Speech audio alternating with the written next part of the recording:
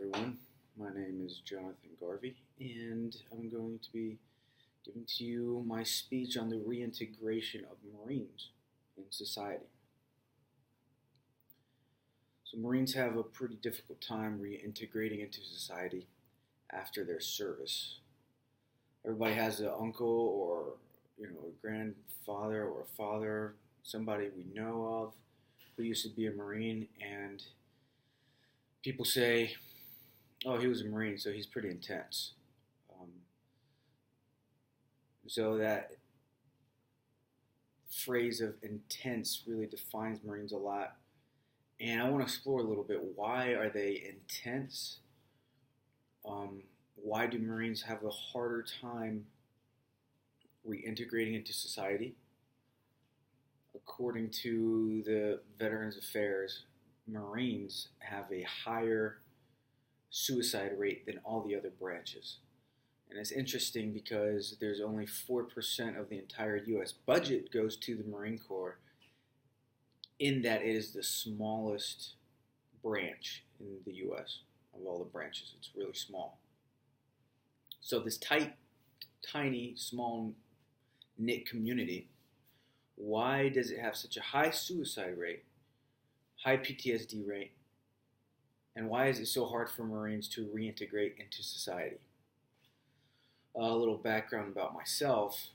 I was a Marine for 4 years. I did 2 deployments to Afghanistan.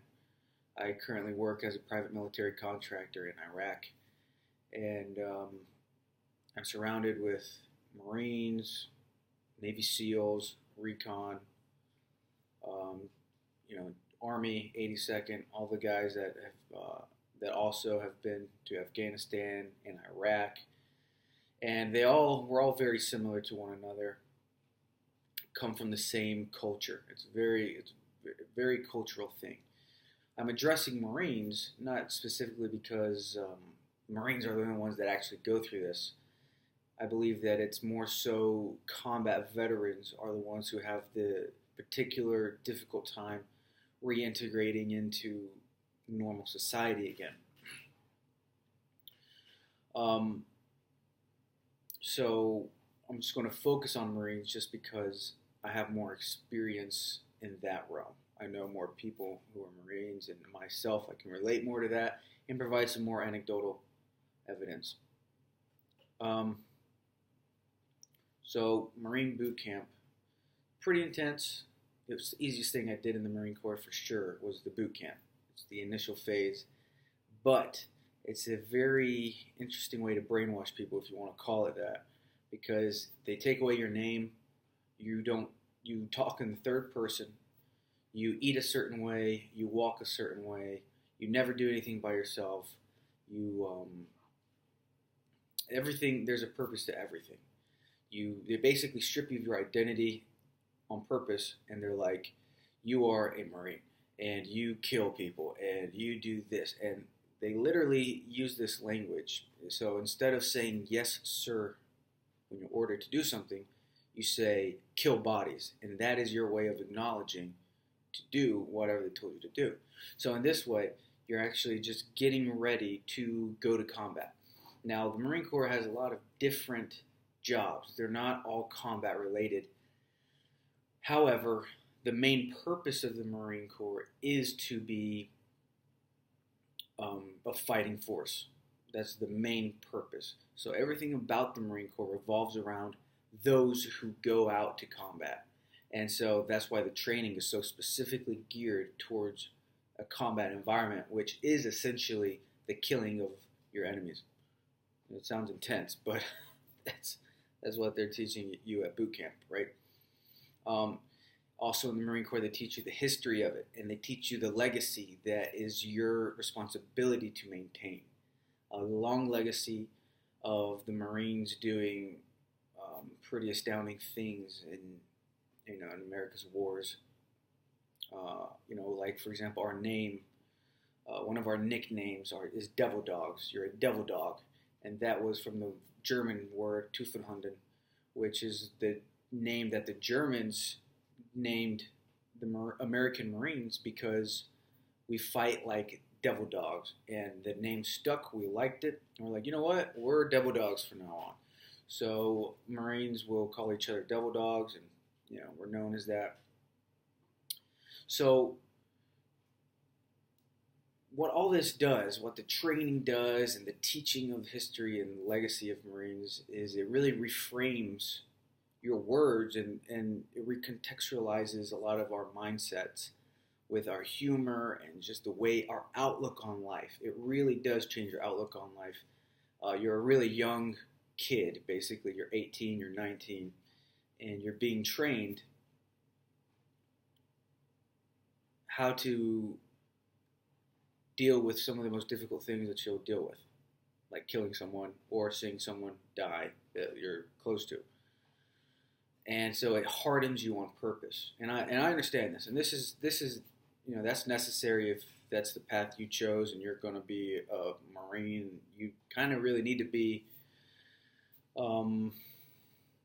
really hard-headed, I suppose. So you got to take these mindsets into combat. These mindsets really help you not give up, not give in. Marines are known for never retreating. One of the indoctrinations that helps hit this home is one of the famous commanders would say, and it's a famous quote of his.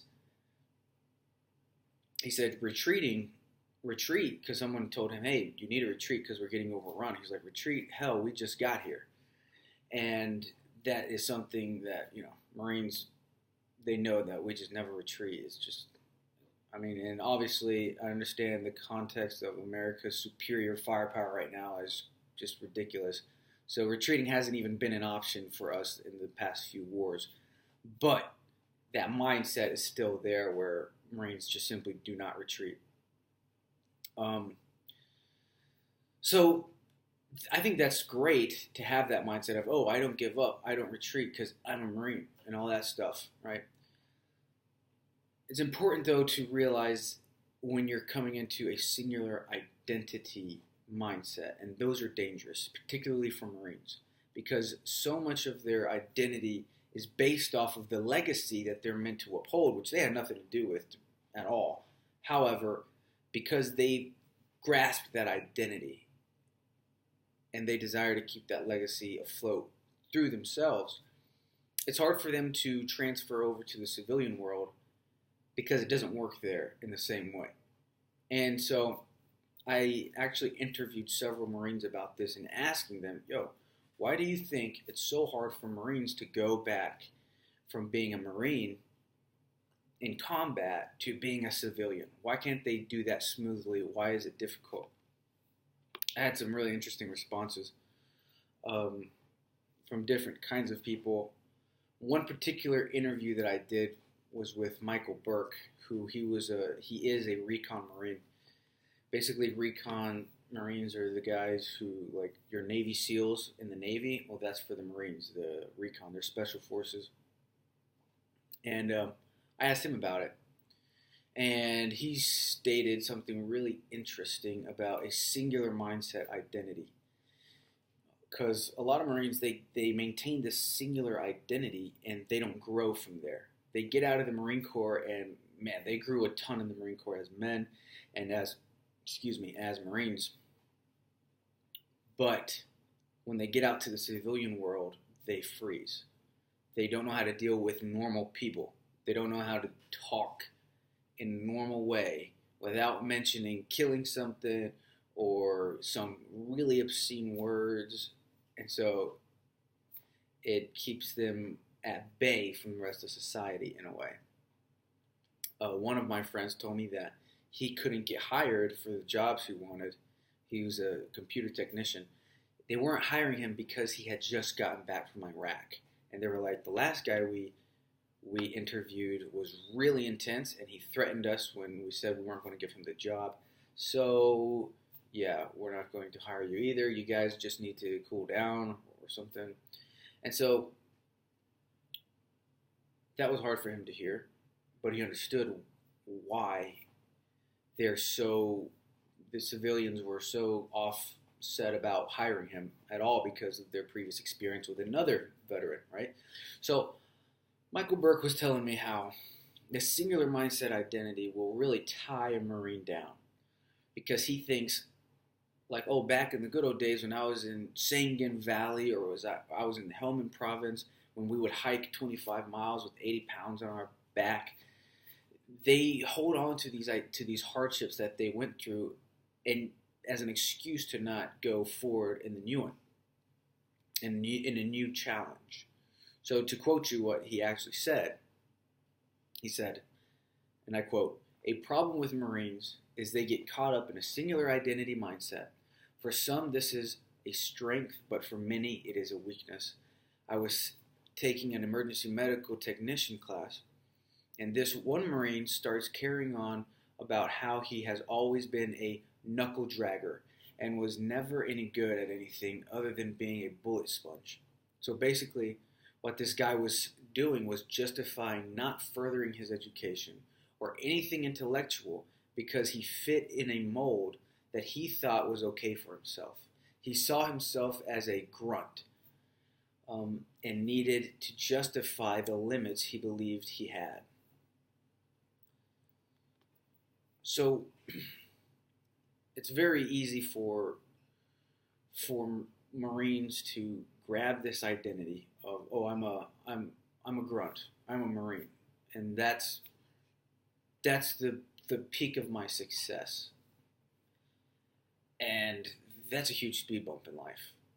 And I believe that Marines need to be taught how to use these skills that they learn, because okay, I've been emphasizing a lot on the hard aspect of being an infantry Marine, right? However, you really learn great stuff like discipline, like the skill of never ever giving up. I believe that's a skill. It's a mindset. You learn so many different skills. Honor, I'm sure I could write a whole list of it. I just can't think of too many at the moment. But if we were to teach these skills or how to use these skills for Marines, then it could be a huge benefit to society, a huge benefit to them in their personal lives.